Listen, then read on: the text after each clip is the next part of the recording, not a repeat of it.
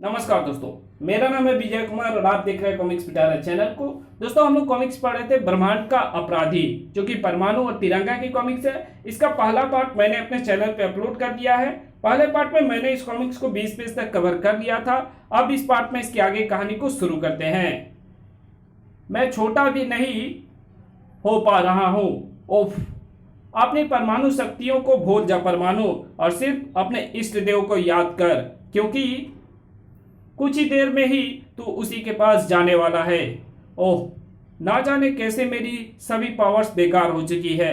अब मेरे पास सिर्फ एक पावर बची है, शारीरिक पावर, और इस पावर का इस्तेमाल मुझे तब तक करते रहना है जब तक दम में है दम। मुकाबला दम और दमदार आधुनिक साधनों से था, जिसका ये अंजाम होना ही था। आखिर तू इन मैग्नेटिक तरंगों के जाल में फंसी गया परमाणु। इसी के साथ तेरे शरीर की हलचल कुछ देर के लिए बंद हो गई। अब शुरू होता है तेरी सांसों के बंद होने का खेल, और उसमें यह गहरा गड्ढा गहरी भूमिका निभाएगी, क्योंकि इस गड्ढे में तू दफन होगा। ओफ, मैं गहरे गड्ढे में आ गिरा।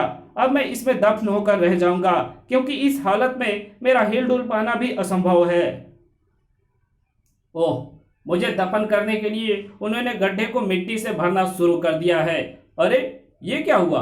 वे सभी अचानक ऐसे चीखते हुए पीछे जा गिरे हैं जैसे उन्हें किसी तूफान ने उठाकर पीछे फेंक दिया हो। सचमुच वो तूफान ही था, और उस तूफान का नाम था तिरंगा। हाँ, और तिरंगा के आने का मतलब होता है तुम जैसों का बेहोशी की ऐसी नींद सो जाना जो पुलिस कस्टडी में जाकर ही टूटती है।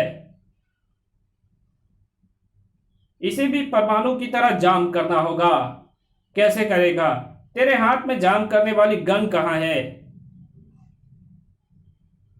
मैं तुझे कच्चा चबा जाऊंगा। चबा सकता है, लेकिन किसी को कच्चा या पक्का चबाने के लिए दांत चाहिए होते हैं, और मुझे नहीं लगता कि इस बार के बाद तेरे दांत सही सलामत रहेंगे।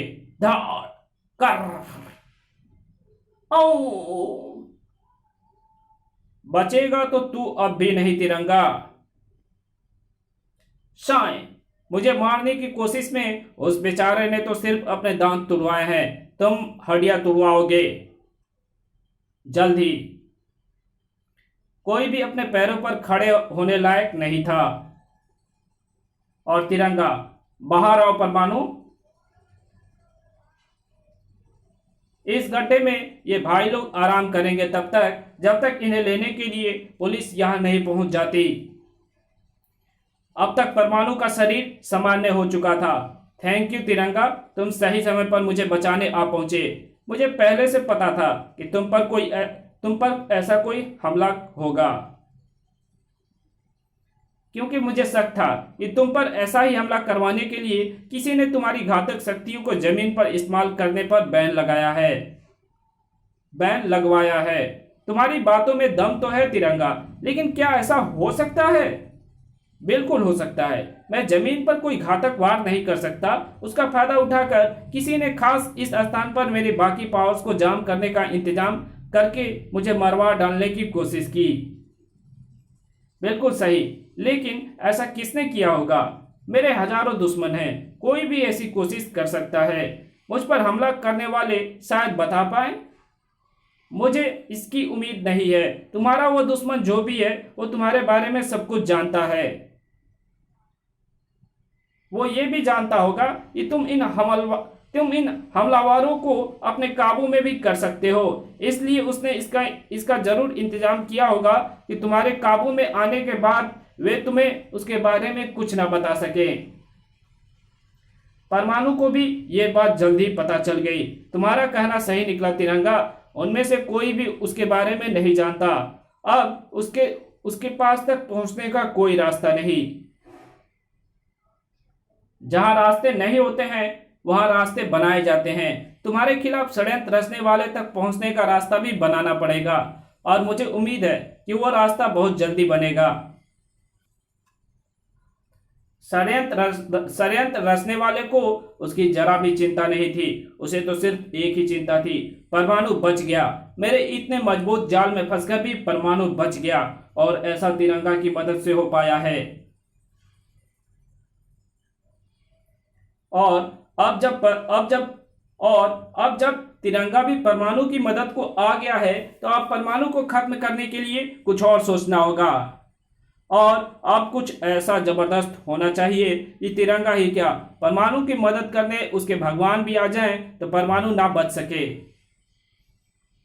और ऐसा करने के लिए मुझे एक आदमी की मदद लेनी होगी, जिसका नाम है, नहीं, इस तरह मैं उसका नाम नहीं ले सकता। जल्दी सारी दुनिया जान जाएगी कि वो कौन है। निश्चय ही दिल्ली पर एक बड़ा खतरा मंडरा रहा था, और दिल्ली के रक्षकों को इसकी खबर नहीं थी।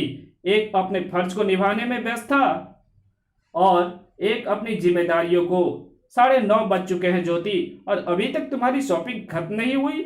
मैं लेट हो रहा हूँ, बस 10 मिनट और। वैसे मेरी समझ में नहीं आ रही है कि इतनी जल्दी घर जाकर तुम्हें करना क्या है। सत्यप्रकाश अंकल के ऑफिस से तुम्हारी छुट्टी तो हो चुकी है, अब तुम्हें क्या काम है। सारी रात तुम्हारी है, कभी भी घर चले जाना। बेवकूफ लड़की, तुझे पता नहीं मेरा असली काम तो रात से ही शुरू होता है, तिरंगा के रूप में। अरे ये एकाएक तेज शोर कैसा। यम। भारत की ही नहीं, सभी की निगाहें उस शोर का कारण जानने के लिए उठ गई। यम। और जब कारण सामने आया तो वे निगाहें आश्चर्य से फटने को आतुर हो गईं। ओह नो, ये क्या, कौन है ये। मुझे तो ये किसी दूसरे ग्रह का प्राणी लगता है जो हमारे पृथ्वी पर आ गया है। बिल्कुल सही, उसकी वेशभूषा, उसकी शारीरिक बनावट तो यही कह रही है कि वो ये एलियन है। लेकिन ये धरती पर करने क्या आया है। जवाब एक दिल दहला देने वाले रूप में हाजिर था। ओह नो, इसने तो हमला करना शुरू कर दिया। बड़ूम।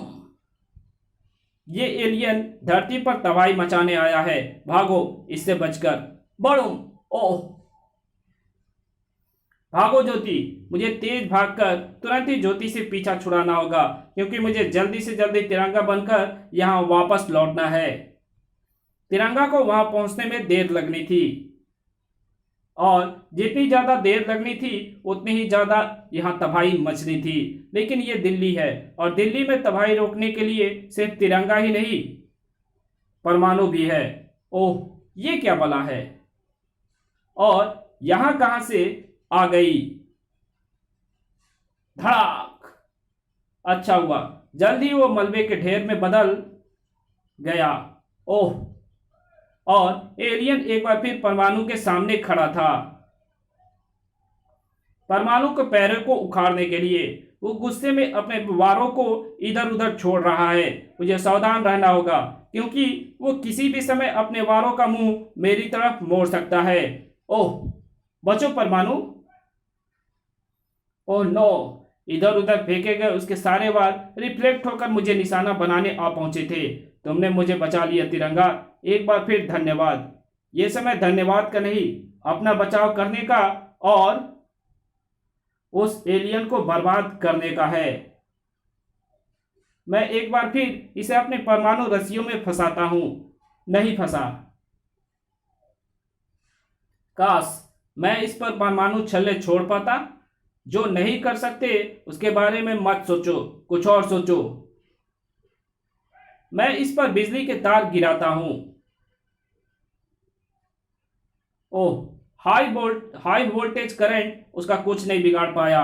करंट ने उसे हड़बड़ा जरूर दिया है। यही मौका है कि इसके शरीर के कमजोर भाग पर वार करूं, और वो कमजोर भाग मुझे इसका ये शीशा लग रहा है, जो शायद इसके देखने के काम आ रहा है। मेरा सोचना सही निकला, ये इस शीशे को बचा रहा है। इसका मतलब ये वाकई में इसके शरीर का कमजोर भाग है। धड़ाक। उफ। अगले क्षण तिरंगा एलियन के एक अनोखे वार में फंस गया, और ओह नो, एलियन के उस रॉकेट ने तिरंगा को अपने साथ कस लिया है और अब वो उसे लेकर तेजी से ऊपर की तरफ उड़ता जा रहा है। ऊपर की तरफ। ओह नो, तिरंगा को तो रॉकेट अंतरिक्ष की तरफ ले जा रहा है। मुझे उसे रोकना होगा। ओह, इसकी गति तो बहुत तेज है, ये तो रुक ही नहीं रहा। मुझे इसे जल्दी रोकने के लिए कुछ करना होगा, नहीं तो जिस गति से ये ऊपर उड़ रहा है उससे वातावरण में पैदा होने वाली रगड़ की गर्मी तिरंगा के शरीर को जलाकर राख कर देगी।